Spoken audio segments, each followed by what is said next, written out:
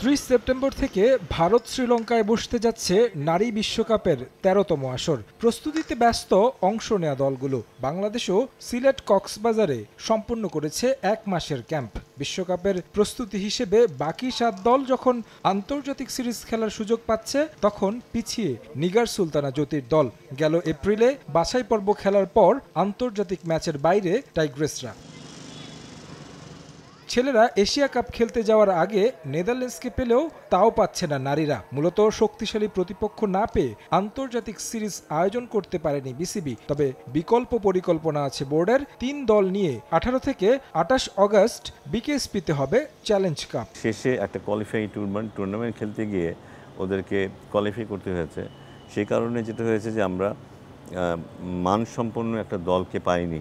শেষে একটা কিছু ম্যাচ খেলার যে ব্যাপারটা থাকে টুর্নামেন্টে যাবার আগে, সেটা আমরা পাইনি।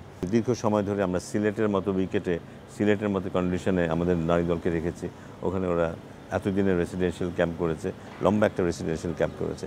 কিন্তু খেলার যেই ইন্টারন্যাশনাল খেলার যেই ঘাটতিটা, সেটা আমরা পূরণ করার চেষ্টা করেছি। একটা চ্যালেঞ্জ ট্রফি, একটা টুর্নামেন্ট আমরা আয়োজন করছি, যেখানে মেয়েদের মধ্যে থেকে 2টো টিম করা এবং ন্যাশনাল আন্ডার-15 বয়েজ টিমটাকে ইনক্লুড করা। তবে তার আগে আরও একটি ক্যাম্প করবে নারীরা। সিলেটের ক্যাম্পের মাধ্যমে টাইগ্রেসদের ভালো প্রস্তুতি হয়েছে বলে মত বোর্ড পরিচালক নাজমুল আবেদিন ফাহিমের। তাই আগের আসরগুলোর তুলনায় এবার ভালো কিছুর প্রত্যাশা এই বোর্ড কর্তার। আমাদের বোলিংটা বোধহয় সবসময় অ্যাবভ এভারেজের চেয়ে ভালো, সেটা কিছু উন্নতি হয়েছে দেখেছি। ফিল্ডিংটা উন্নতি হয়েছে, বাট সবচেয়ে আশার ব্যাপার হচ্ছে যে ব্যাটিংটায় উন্নতি দেখছি।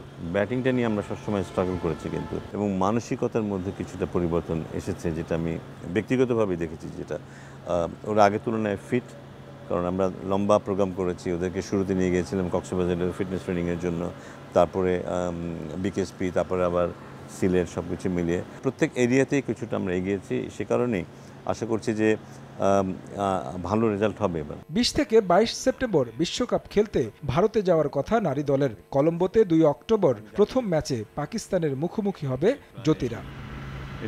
তারেক হাসান শিমুল, সময় সংবাদ, ঢাকা।